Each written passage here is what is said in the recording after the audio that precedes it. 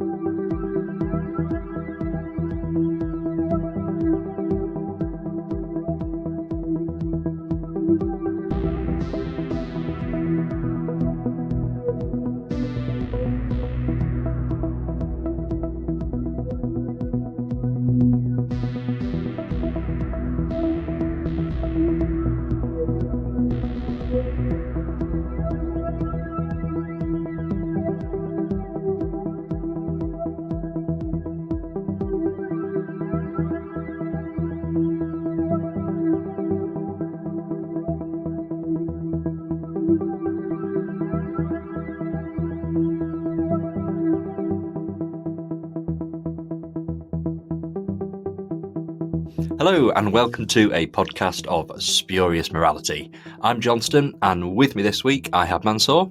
Hello. And I have Greg. Hello, everyone. And we're here to talk about Wild Blue Yonder, which at the time of recording was on, certainly less than 24 hours ago. It's the second of this mini 60th anniversary specials, 14th Doctor era we're getting, and of course the second story to feature David Tennant and Catherine Tate as the Doctor and Donna again.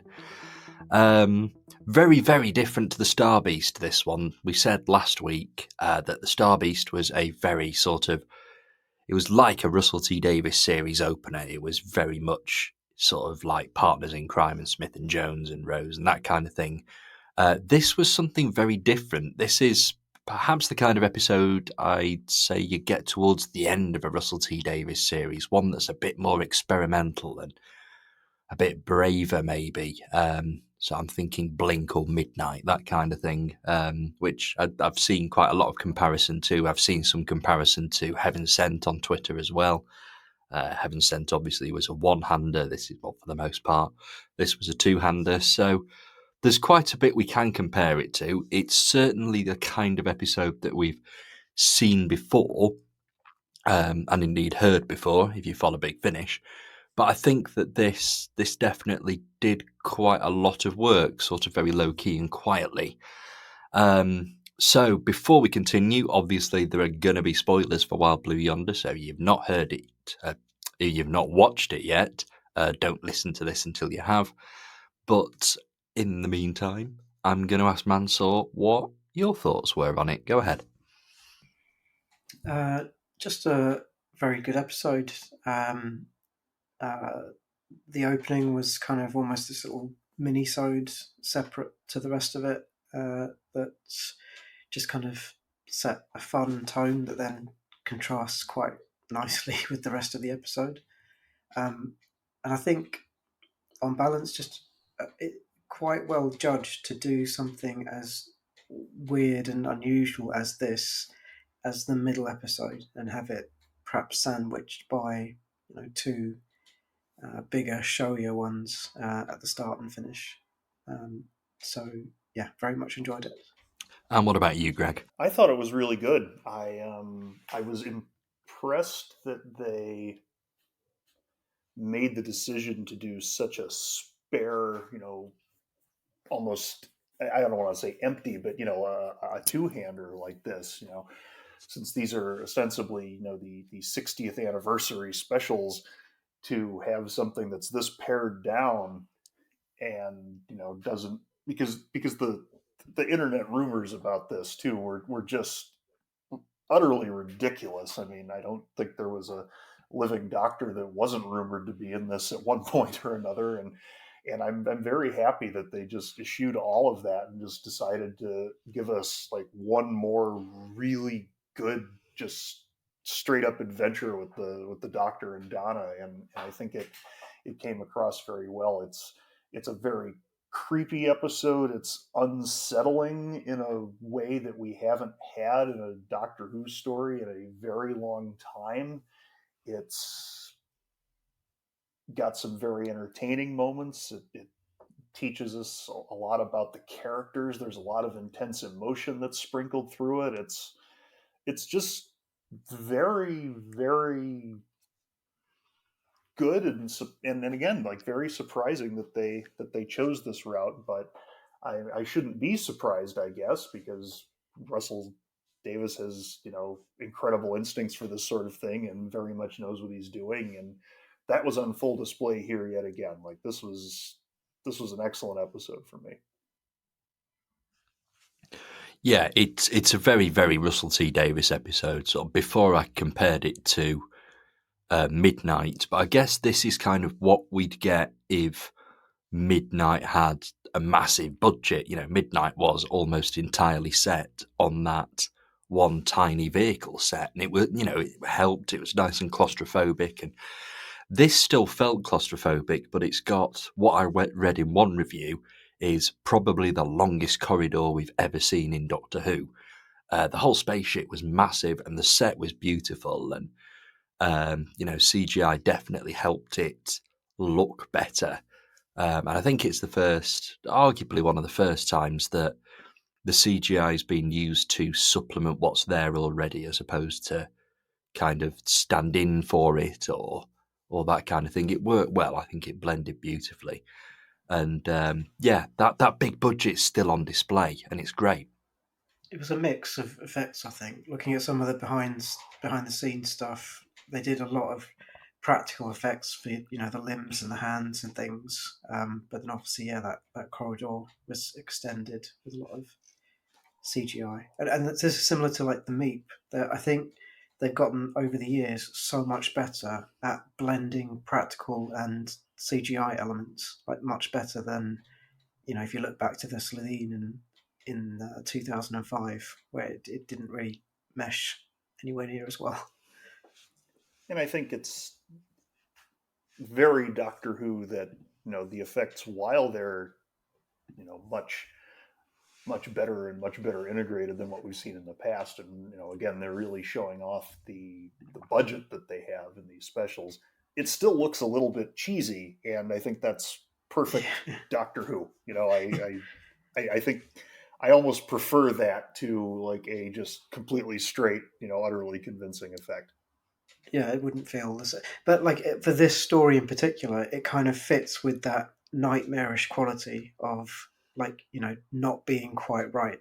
So uh, just really going for it with some of the effects, like the bit where the doctor sort of goes back onto his back and starts crawling after Donna, and just really not holding back with some of those shots. I think that works fine, even though it looks really weird and Well, strange. I loved that shot in particular, for the reason I just said, because like Mm. when the doctor's like head is looking back up through his legs, it's very, that looks cheesy, but then when he starts like walking around, it's scary. Yeah, Like, and it just switches so quickly from, ridiculous to scary, and I love that. It just allowed for that extra bit of sort of body horror as well, which you don't really get a lot of in Doctor Who.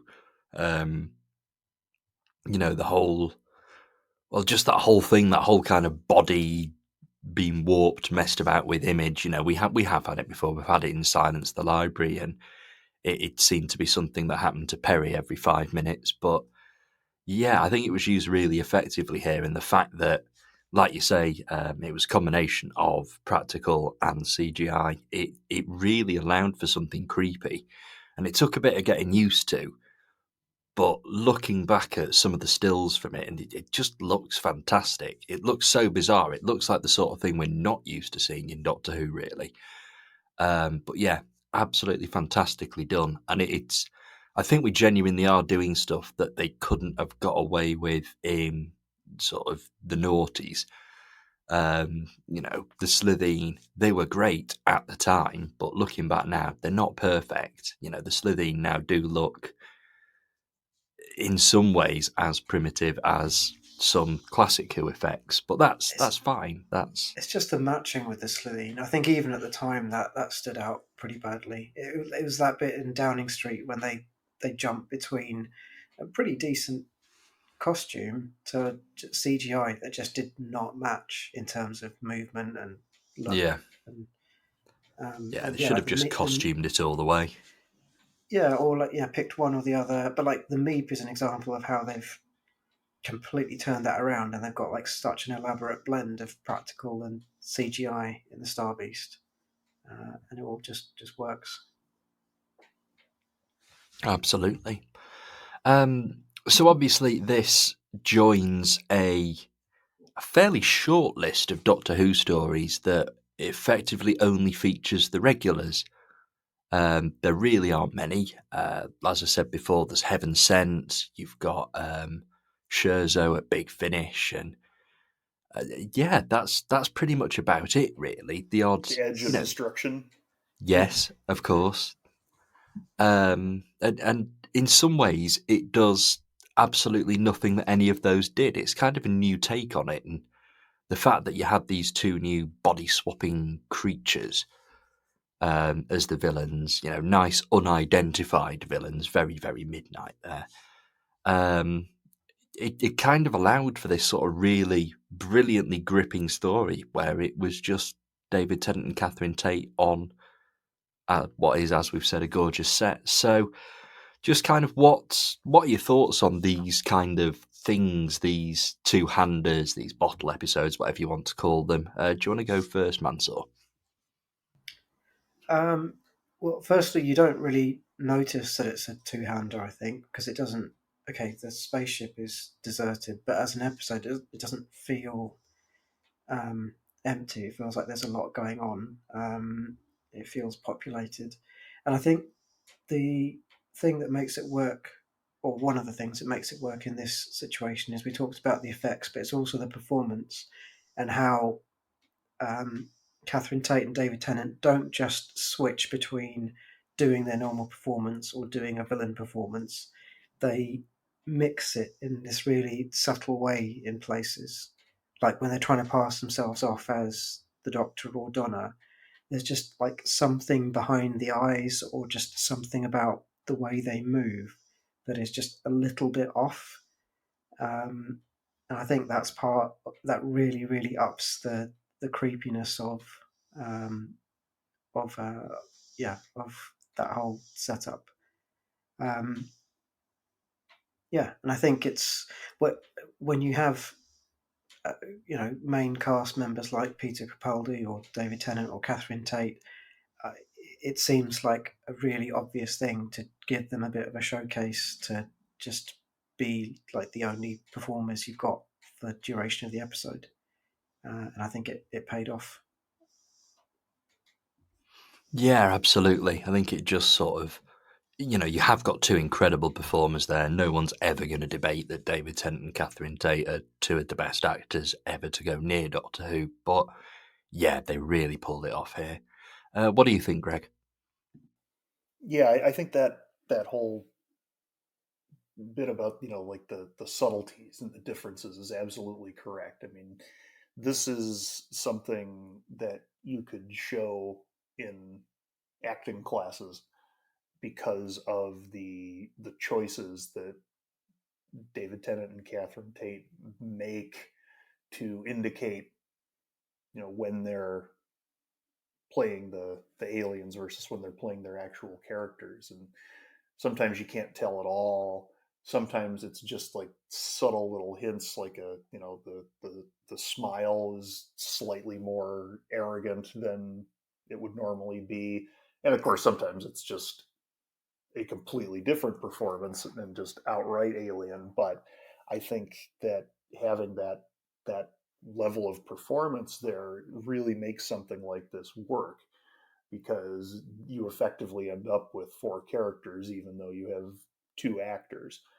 And I think that there is a big difference between this and something like Heaven Sent.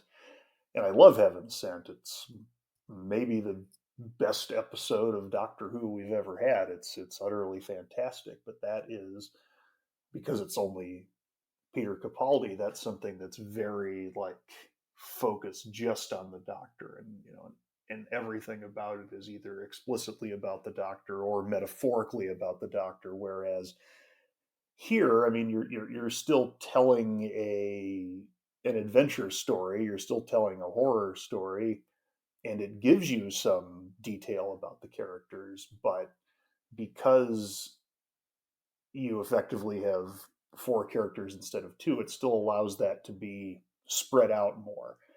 But regardless, I mean, I think it's a great way to, well, first of all, it's a great way to be able to keep secret what's going to happen in the episode because, of course, you don't have a million and one extras who can leak things, and it's very it's very claustrophobic in that sense, and yet it still gives you, you know, a sort of open feeling about the characters and their interactions.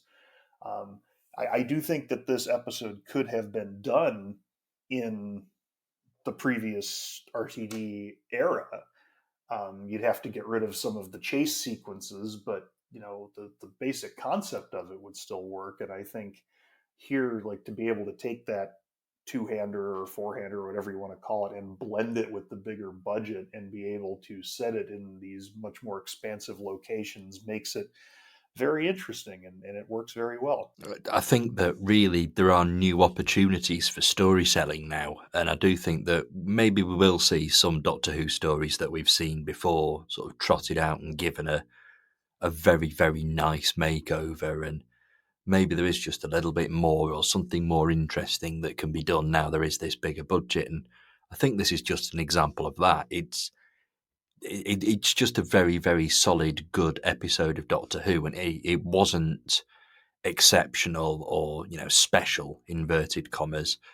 The special thing about it is that it's David Tennant and Catherine Tate back in Doctor Who again. That's what makes it special, and that's all that's needed to make it special. Everything else is just really, really good, solid Doctor Who, and I think that ultimately is perhaps the best thing to come out of it. And I think that perhaps, obviously, we've not seen the giggle yet, but I think in the future, when the hype's died down and we're past the Meep and we're past the Toy Maker and all that kind of thing, I think people probably will look back and see this as perhaps the best of the three.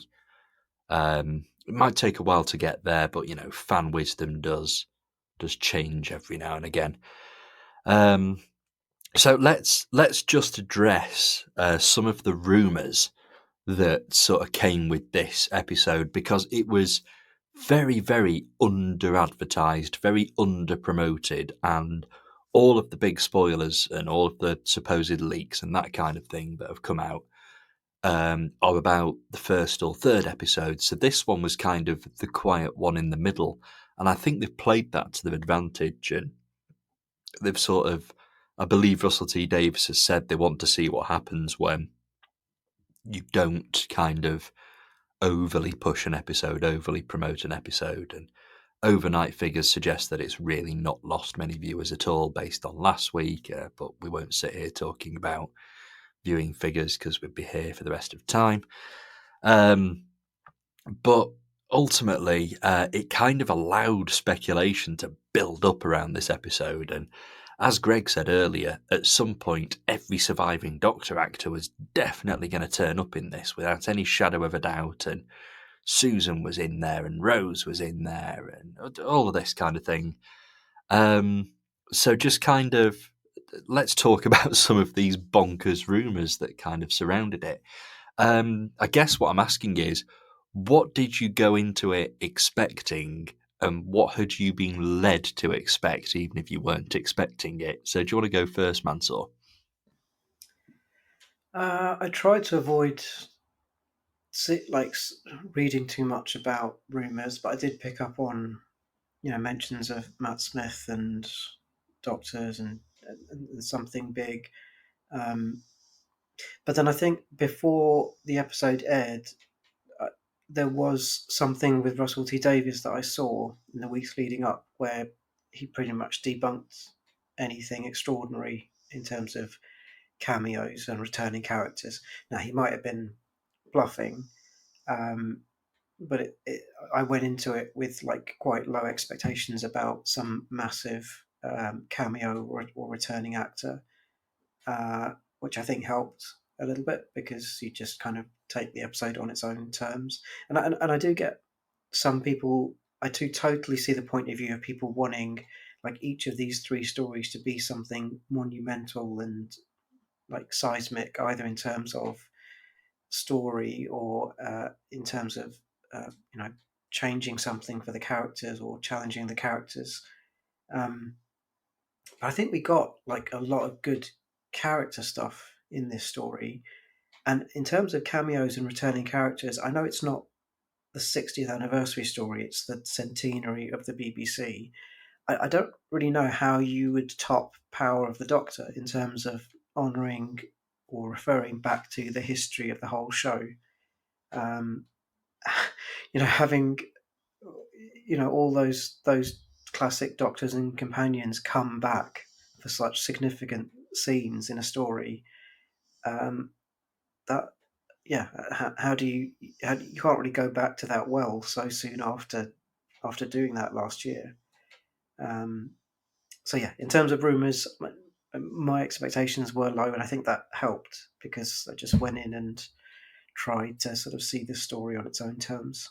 Yeah, I think that because we did get the look at various classic Doctors and the McGann return and all of that kind of thing in Power of the Doctor, we didn't really need it now. We didn't need it this year, and I'm kind of glad it's not happened because 2 years on the bounce, it would have felt a little bit cheap. It would have felt like Doctor Who was just looking back, and we've heard from so many people that it needs to look forward and be this brave new thing in the Disney era that, yeah, looking back at this point, maybe not the right thing to do. I'll be honest, I'd have been over the moon if Peter Capaldi had turned up for 20 seconds, but I wasn't expecting it. I wasn't even wanting it in particular, really.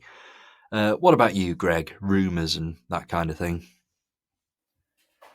Yeah, I mean, I'm not the kind of person that goes looking for spoilers and things like that. I wasn't expecting, much of anything out of this. Largely, all I saw was people on Twitter speculating, and you know how much that's worth. So I doesn't, didn't really take any of that seriously. But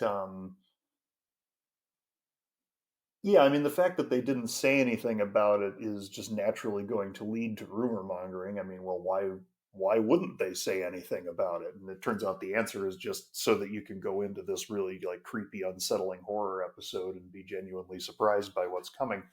But fans are naturally going to think, oh, well, they must be concealing something from us, and that turned out not to be the case. And it didn't surprise me because while admittedly, we never saw Russell Davis do an actual anniversary story because there were no anniversaries during his tenure. Whether it was the 50th during Stephen Moffat's tenure or the BBC, the centenary during Chris Chibnall's era. RTD didn't have those, but his use of continuity in his original era was never gratuitous. I mean, yeah, of course we brought the Daleks back and the Cybermen back and the Centaurans and the Master and Davros and so on and so forth. But it was never like it wasn't thrown in like as a hey, remember this kind of thing. It was always set up. There was always groundwork laid for it. His little continuity Easter eggs were always, just tiny little asides, like someone casually mentioning, Kronk burgers or something like that. And so I wasn't expecting, some sort of massive cameo based spectacular because that's just not the way that he's ever operated. And maybe there will be something like that in the giggle. I don't know. I'd still be surprised though. Like that's not RTD's style, and I was not surprised that it didn't happen. You've reminded me of when as the Runaway Bride was first on, and we got that first New Who reference to Gallifrey after 2 full series. It was really drip fed. The continuity stuff was. It was so brilliantly done, and we're obviously not getting that level of subtlety here, but at the same time, this isn't Doctor Who dipping its toe in the 21st century to see if it'll work. This is Doctor Who having proved itself over 13 series and goodness knows how many specials already. We know from things that are going to come up, like Mel returning and all that kind of thing, that Russell T Davies is definitely in favour of embracing the past a little more this time round. And I think he sort of avoided it out of caution in his original run. And it wasn't really till Stephen Moffat properly got settled in that we did start to pick up the continuity references and that kind of thing. But even then, it took a while. And, Doctor Who had to be the biggest thing in the world before any of that really started to take place. I like a continuity reference, but at the same time, I like the fact that we can have something that's just nice and there and 1 hour in and 1 hour out kind of thing, which is exactly what this was. It was almost like we got a sneak peek into a second series of David Tennant and Catherine Tate had it happened in 2009. And I like it for that. I like it for exactly what it was. It's just a good Doctor and Donna story. One thing it did address. Oh, go on. I was also going to say, I think, we just have these 3 episodes with, the 14th Doctor and Donna. And it's basically, just one little story arc. Even though, this was just a completely separate thing, like I do think there's a risk of overfilling it. Like I feel like there was so much that the Star Beast had to do, and there's so much that the Giggle has to do that, like, if you crammed a bunch of stuff into Wild Blue Yonder, also, I think it would just make this whole thing feel cluttered.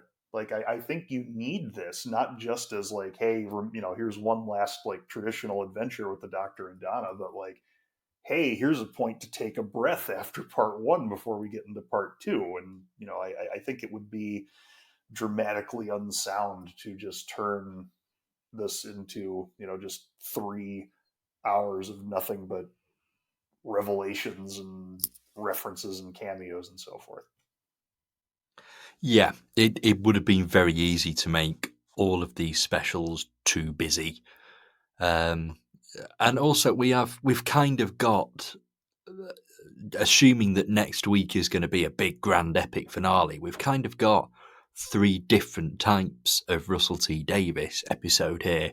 We've got the opening blockbuster, we've got the mid-series weird and wonderful sci-fi episode, and we're going to get the big explosive crowd-pleasing finale. And it's kind of great that we've got what will hopefully prove to be 3 very, very different episodes as these specials, but all very uniquely Doctor Who and very Russell T Davies as well. So one thing that was kind of touched on and referenced, and the episode spent a bit of time to explore, was things that happened in Chris Chibnall, Jodie Whittaker's era. We kind of address the Flux and get a almost definitive answer as to actually what happened during the Flux. And there's reference to Gallifrey being destroyed again. There's reference to the Doctor not actually knowing who the Doctor is, the timeless child, and that kind of thing. And I thought it was brilliantly handled. Like, there were a lot of questions left over after Flux, and I actually half expected them to just be left there. Maybe Big Finish would have talked about it at some point when Jodie Whittaker comes on board, but ultimately it seems to have stared it in the face and dealt with it. And that's another thing that you can do in an episode like this. You can stop to breathe and you can stop to think. And Doctor Who hasn't stopped to think since Flux. It's all been specials and BBC centenaries and all that kind of thing. So it was good that we kind of got answers to some of these questions. What damage did the Flux do? Is it being brushed under the carpet? Oh no, it destroyed half the universe. And the Doctor blames himself for it. And I just thought it was a great little callback. I thought it was a great way to address the last few years and just to kind of make sure that they're there in continuity, because every 5 seconds there's somebody on Twitter demanding that Russell T Davies has to undo Flux and has to undo the Timeless Child, and always in capital letters usually. But no, I'm glad it's there, and I'm glad that it's not being ignored, and it's nice to have that little carryover. So is there anything that you'd sort of like to add about that? Mansoor, you go first. I rewatched the episode today, and that scene is one of my favourites. So that for a few reasons, like you've mentioned, I totally agree. Just on a kind of fan level, it's nice to have some sort of definitive answer as to how much of the universe is still there or isn't, which I don't think we really did at the end of Flux. Um, and yeah, I totally agree with that thing about acknowledging the previous era. Whatever you think about the last few years of Doctor Who, that is part of the history of the show. So I was actually quite happy to see that, Russell T Davies is very early on just acknowledging that history and making it part of the character that he's going to be presenting on screen in the next few years. And then lastly, it didn't feel gratuitous or out of place, because that scene plays out in a really, really compelling way. The the creature, the alien, is using the flux to open up a very relatively recent and still sore wound for the Doctor, make him vulnerable, and then the timing of it, when he gets to the point where he's just like sharing genuine emotion, and he's just moving towards Donna to give her a hug and tell her how he feels about all the years that they've been apart. And that moment, she just like laughs in his face and then collapses into that puddle. And it's just a really sort of nicely creepy and cruel turn at that moment in the scene. So yeah, I think the continuity was handled well, and it played out in a really interesting, creepy way in the story itself as well. I'm really, really glad that it's getting acknowledged. I'm really, really glad that we haven't completely blocked the previous era out, because I did kind of Yeah, feel that when Stephen Moffat came in, the door really did close on the Russell T Davies era. We built up quite a nice cast of recurring characters and friends and companions, and the Doctor wasn't alone in the universe anymore, which he was um, at the start of Rose. So there's that, and same again. Everything after Twice Upon a Time feels completely disconnected from it. It again is just chopped out, and Jodie Whittaker was very much her own isolated Doctor era, that kind of thing. So it's really nice to have this continuity. It's really nice to sort of have one showrunner really acknowledging the work of the previous one, as opposed to just sort of planting their own stamp on it. What are your thoughts on it, Greg? Well, I'm gonna pick up from where both of you just left off. Um, you know, Mansoor, you said that we went to that great scene where the Doctor is like cruelly rejected by the alien creature, and then after that, we get that scene in the hallway where he has a full on breakdown, just like because he's feeling so like ripped open and so raw, and just screaming and punching the wall. And then later on at the very end, when actual Donna tries to approach him and engage him in this, he's just completely shut down. Like he will not talk about it because of what just happened to him and because of how, traumatized he feels about it. And, you know, I like that they're embracing what came before. I mean, I think it would be the height of childishness to go through and write out all the things about the previous era that you may not necessarily have agreed with. And honestly, we'll never know what RTD even honestly thinks about the Chibnall era, because that's something he would never, if he doesn't like it, he's never going to say that. So we'll never know like what he is quote unquote truly thinking. Um, but going down that road, just leads you to The Rise of Skywalker, which is the worst Star Wars film and it exists almost entirely just to erase everything The Last Jedi did.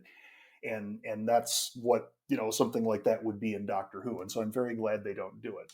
And the other thing that I love about it is that not only does this, give us some answers and some context for the timeless child and Flux, it actually engages with these concepts emotionally. And that was my biggest problem with the Chibnall era was that, like, I don't think that the whole timeless child thing is inherently a bad idea necessarily. I don't think that there was anything wrong with the whole Flux plot line. It always felt like it just didn't have the impact that it should. When the 13th Doctor, when she does learn about the timeless child and all that, basically the conclusion she comes to is, well, that doesn't really matter because I'm me now and I'm the way I am and my history isn't that important. And like, I guess as a mission statement, that's okay. But like as a bit of character development, it's like you introduce this thing and then you just crumple it up and throw it away. Well, Russell Davis is not interested in doing that. Like he's saying, oh, well, this is a absolutely seismic shift in how the Doctor perceives himself, themselves. And I'm going to get into the emotion of it because a rational being would be heavily traumatized by all of these things happening. And and honestly, I think in the end, RTD is probably grateful to Chibnall for setting these things up because RTD's conception of the Doctor is of this, this lonely character who's traversing the universe, who on the one hand can greatly appreciate all the joy and beauty and wonder of the universe, but on the other hand is carrying such a heavy burden. And if not for the timeless child and the Flux, there wouldn't be the same burden on the Doctor because everything about the Time War was wiped away by Day of the Doctor. So that really gave Russell Davis this potential for the character to have some real depth to explore, and I was very impressed by how they did it. The other thing is, I think that sort of the Flux and everything else that's gone over the last few series, it's almost like the big reset that the Time War was when it was first introduced in The End of the World. It's Russell T Davies likes to start with a bit of a blank slate, but already some kind of emotional trauma involved, and he's done it again. He's actually pretty much set himself up to start precisely where he did last time. And it's, Chibnall's kind of put him precisely where he wants to be with Timeless Child and with Flux and that kind of thing. And I think the nice thing about Flux too is that it's kind of like Logopolis in a way, because in that story, a whole big chunk of the universe was wiped out, and it has the detail that chunk included Traken, so we can, at least in the way that classic Who did, which was not much, we can explore like how that impacted Nyssa and so forth. But at the same time, like the universe is really big, so you don't have to acknowledge it. In fact, they really never acknowledge it again, and you don't need to. And I think that's the same thing here. Like it can simultaneously be something that gives us more depth to the Doctor's character, but at the same time, it's not something that needs to compromise any future storytelling opportunities. And it goes back to like series 12 as well, because Chibnall redestroyed Gallifrey. So again, it's another example of taking the current status quo of the Doctor back to what Russell T Davies introduced in 2005, that he is the last of the Time Lords. There isn't this planet of super powerful beings that he can go visit. Until he wants them to be, at least. It might be Russell T Davies decides he wants to do that big Deadly Assassin sequel, in which case I'm sure they'll be straight back on the feet again. But yeah, it's within a couple of episodes, Russell T Davies has established exactly where he wants every piece on the board to be. And it's sort of good to see going forward how he's going to play with those pieces. And I do think there'll be some interesting stuff next week. I do think, like I say, we're on for a big Russell T Davies style finale in the giggle. And it's quite an exciting prospect. I guess the next thing to talk about then would be the final scene, when the Doctor and Donna make it back to Earth, and Wilf is there waiting for him in what Russell T Davies has since said is Bernard Cribbin's final contribution to Doctor Who before he passed away. And it was a lovely little scene. It was a beautiful, just little moment, and I'm so glad it's there. And it's a shame they weren't able to film anything for the next episode with him, but we had to have Wilf, didn't we? We couldn't have not had Wilf. So just some quick thoughts on that final scene, Mansoor. Yeah, obviously, just not much to say beyond it was amazing, really nice to see him. And I'm taking, Russell T Davies' statement about this being the only thing. I'm taking that at face value because I know he's sort of told white lies in the past about the Cybermen turning up or the Daleks, but I feel like this is the sort of thing he wouldn't be. He'd be more honest about. So, yeah, if it was the last moment, it was a nice little scene, and it's set up earlier as well with Donna talking about her family and which of them would be the ones waiting for her. And yeah, obviously, if you know the history of the show, it's linking right back to the end of time when the 10th Doctor went out, and Wilf was so central to that story. So yeah, it felt very right to have him appear here.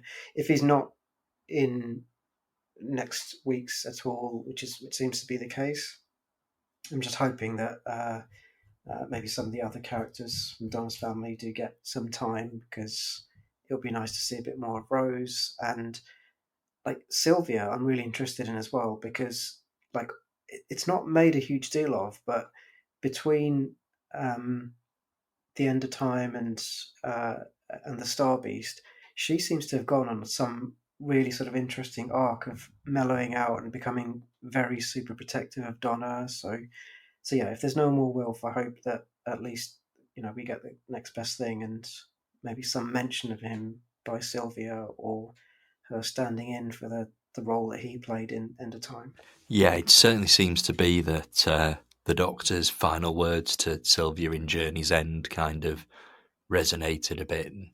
Yeah, her sort of views of Donna have changed massively, and it's brilliant. It's nice that she's had her own little off-screen character arc, I guess. Anything you want to add, Greg? I mean, yeah, there's not much to say about the scene because not much happens in it, but it's so delightful to see Wilf again. It's so delightful to see Bernard Cribbins in the show, one last time.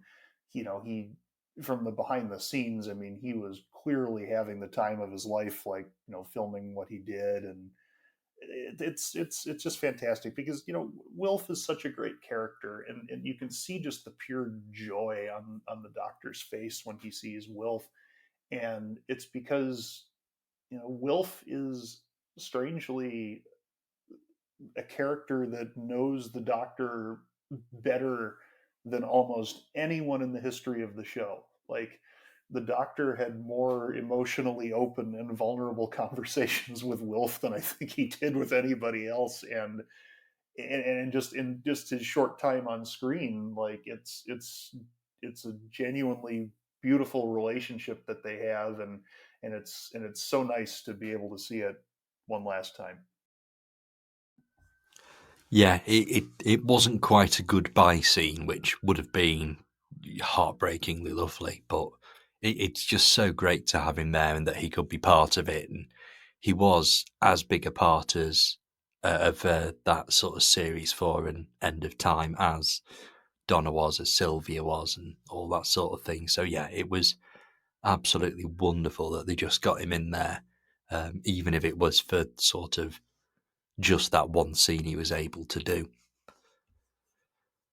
Well, we shall leave it there, and we'll be back to Spodcasting next week, obviously, where we're going to talk about the giggle, and we'll kind of do another episode in the not too distant future as well, kind of looking back on all three of these specials and sort of the 14th Doctor era, I guess.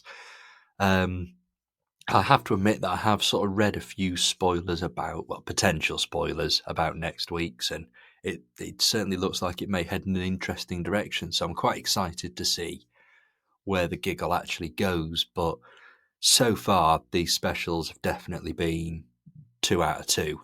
I'll very quickly end by asking you both a pretty difficult question, actually. What did you prefer, the Star Beast or Wild Blue Yonder? You go first, Mansoor. It is hard because they're just very different stories. They do different things well. If you made me pick one of the two, I'd probably prefer Wild Blue Yonder. But there's stuff that the Star Beast does amazingly well that doesn't feature in Wild Blue Yonder at all. So, yeah, I think it's my preferred one out of the two. And what about you, Greg? Wild Blue Yonder is my favorite of the two, but I agree that part of the reason why it works so well is because Star Beast does so much of the work setting things up that, again, here we can just take a breath and clear the decks and, just really focus on the Doctor and Donna. So I don't think either can, necessarily exist without the other, but just as in terms of just my pure enjoyment, Wild Blue Yonder. Yeah, man, it's 3 for 3 here then. I've definitely preferred Wild Blue Yonder. But both, as you've said, excellent episodes, and they've both linked together so well. And like I say, I just hope it continues with the giggle. Well, that is definitely all we have time for. So I will say thank you and goodbye to Mansoor. Thank you. And thank you and goodbye to Greg. Thank you and goodbye. And we shall be back next week for more Spodcasting. Goodbye now.